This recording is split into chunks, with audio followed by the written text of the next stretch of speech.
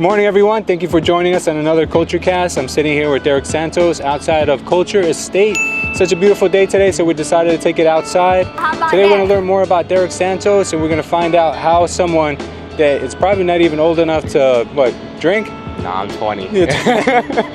He's not old enough to do a lot of things, but he is old enough to make money in this business. So I want Derick to tell us about his story of coming into real estate and the amazing stuff he's done already. You are working on your second flip now already, is that correct? Third flip, excuse me.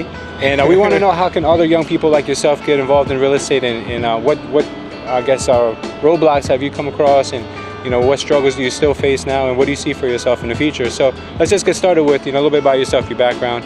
I grew up in Kenilworth, basically here in Union County. I've been there for about 15 years now. I went to high school in Kenilworth. I went to Montclair State University, and then I went to Union County College, and I left both to do real estate full time.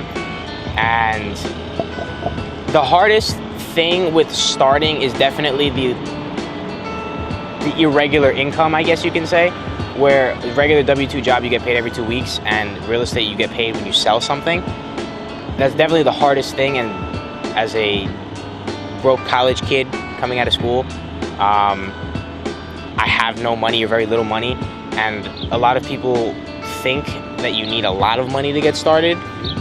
And I'm pretty sure you know who Tom Ferry is. Yeah. He talks about sweat equity a lot, and that's something that you have to really take advantage of, especially if you have little to no money. Of course. I go driving for dollars a lot. That's something that I do, and if you could pay for your gas, you could do it. Yeah. And that's something that I've been doing a lot recently too. What's driving for dollars, for those of you out there who might not know? Yeah, basically what driving for dollars is you drive around a neighborhood, you can drive around here in Scotch Plains, Elizabeth, any neighborhood, and you look for the ugly house on the block, and basically you try to find maybe the homeowner, you try to get a listing out of it, you try to wholesale, you try to do something to get that deal. Of course. And anything that you can possibly do with it, maybe you can even buy it yourself if you can. But that's basically what it is Okay. driving around the neighborhood looking for the ugly house on the block and trying to make something out of it. Okay, so, I guess. So why is it that somebody that's green in a business, brand new or young, and has no money, how is it possible for them to get into a real estate deal with no money out of pocket? Basically, you could do a lot of different things. I mean, wholesaling is a way where you can use little money, in some cases no money. You could do wholesaling, you could do hard money. They'll basically finance the deal for you up to a certain amount. You're gonna have to put some money down for that though. But you need a partner for that. Yeah, you can find yourself a partner. That's kind of what I've done, is I'll basically do the work and I have somebody help me with the funds. Yes. So I guess you could say a private lender, I guess you can call it.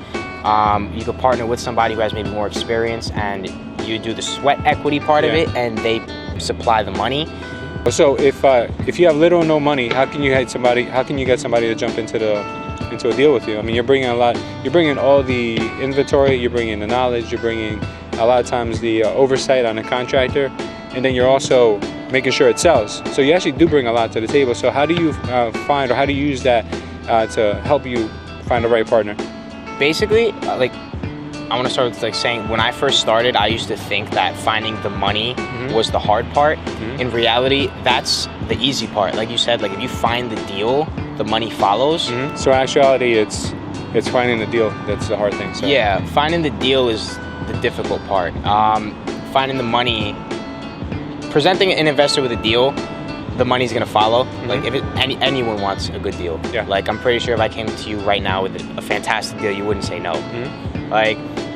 And that's basically what I've done. With the partners that I've worked with, I present them the deal, and I take care of all of the paperwork, relisting, anything. When the house goes to sell, I'll relist the property, I'll try to sell the property. I deal with a lot of contractors, I find them and everything, and they kind of just supply the money. Got it. And I'm getting the experience that I need in order to keep moving forward and to keep going, and they're also getting a little bit of money. Of course. They're getting their profit. All right, so tell us about this last flip you did, and tell us about the flip you're currently working on now. Yeah, the one that sold recently was a property that we picked up from sheriff's sale in Elizabeth, and that one closed recently in February, end of February. Basically, that was a single family. It needed about like 35,000 in work, and we made like good profit. It was in like Bayway section, like, in Elmora, so it was like the good area. So you made money on that one for your investors and for yourself. Yeah. Oh, that's good. So, That's always a plus. Yeah. So did they roll that money into another project now? Yeah, we just got another property recently in Plainfield. It's a 3-family. Okay. We're hopefully closing this week and starting construction hopefully next week. Yeah, that's a big project, from what I keep hearing. Yeah, it's definitely a lot of work. But we're gonna hopefully get it done in about 3 months. Okay. And the idea for that one is probably keep it for ourselves, because like we were talking about before this, I mean, rental properties and like passive income like is, in my opinion, the best way to go. I mean, and I want to start young. Sure. So I guess the game plan for that one is fix it up, rent it, take your money back out, go back to work, do it again, right? Basically. All right. So for a lot of people who don't know about passive income, I mean, that's a good way to build long-term wealth. I had a lady yesterday ask me, does your real estate company provide like benefits for retirement? I said, listen, I talk people out of their IRAs and 401ks, and I get them to invest in real estate, because why would I want someone else dictating what my future looks like, or what my retirement's going to look like, when I could just buy a bunch of real estate and I know that the value is going to be there and it's going to keep going up in value as time goes. So, that's good that you're starting young. How old are you? I'm 20. 20. So what are your long-term plans for yourself? Because you're only 20 and you already got 3 flips under your belt. You've got, I don't know how many sales in real estate, but what do you see yourself in the future? My ultimate goal is I would love to travel across U.S. Like, I don't know, I'm pretty sure you know who Grant Cardone is. Yeah. He talks about a lot, like living in one city for a week or a month, renting out huge like mansions, apartments, or staying there for a little bit of time, moving somewhere else when he gets bored. Like, I don't want to, at least for right now, I don't want to own single family house, like be tied down to that one place. Yeah. I would love to, while I'm young, travel around, maybe go to Florida for, I don't know, however long, buy a property. Once it closes, go to California, buy another property. Once that one closes, go here, go there. Yeah. But still doing business while you're there. Yes. That's smart. So it's a write-off at the end of the day. Exactly. All those trips. Exactly, yeah. It's exciting, man. I would love to, the goal is to retire at 25 if I wanted to. I'm not going to, because... Or be financially stable to retire. Yes. Be financially stable to retire if I wanted to. I'm not going to, because I love what you do. Real estate. I love like helping people. I love buying properties, investing. I mean, but that's the goal. To be able to say if I wanted to retire today, I could.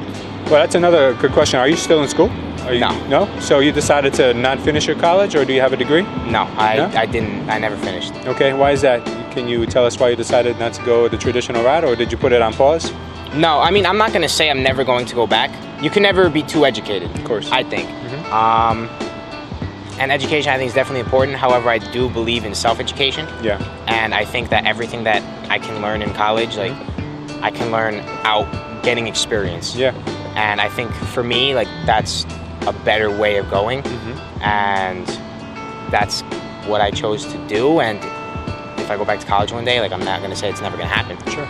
But as of right now, I don't have any plans. Yeah, the type of education you're getting right now, which is the real estate experience, a lot of people are paying $30,000, $40,000, $50,000 to, seminars and gurus to learn this, outside of like real estate environment. And there's a lot of real estate companies who won't teach you that either, because they're not really business savvy at the end of the day. They just know how to show homes and list homes, So I think the education you're getting right now is not only invaluable, but it's also going to propel you to be able to meet your goals at 25.